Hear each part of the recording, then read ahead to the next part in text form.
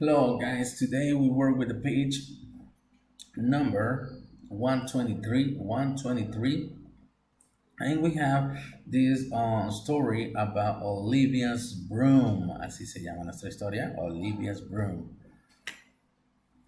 Track 81. Olivia's broom. Hello, I'm a broom. This is my story. I'm for sale in a store. Oh, a little girl is buying me. Okay, first we have to circle where the girl is buying the broom. Here is, la niña está comprando la escoba.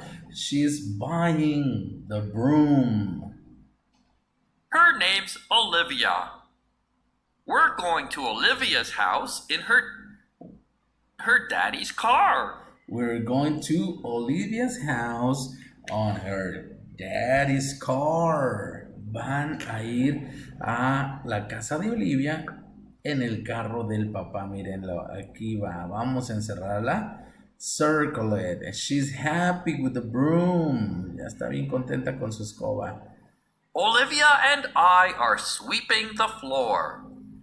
Here. Sweeping, están barriendo, sweeping the floor, sweeping and sweeping. Sweep, sweep, sweep.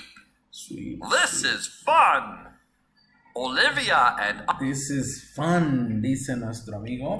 Esto es divertido. are sweeping up the leaves in the yard. Now they are cleaning, they are sweeping the leaves at the yard. ¿Ya vieron? Andan limpiando todas esas hojas. Sweep, Sweep, sweep, sweep. Olivia and I are having a lot of fun. Ok, dice que ellos se divirtieron mucho. They having a lot of fun. Muy bien.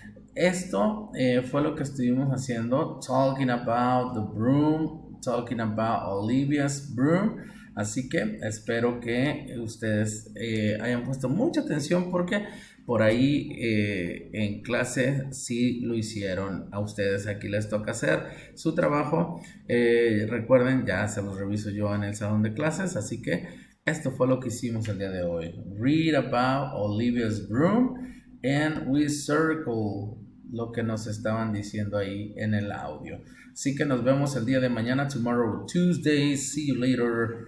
Bye bye.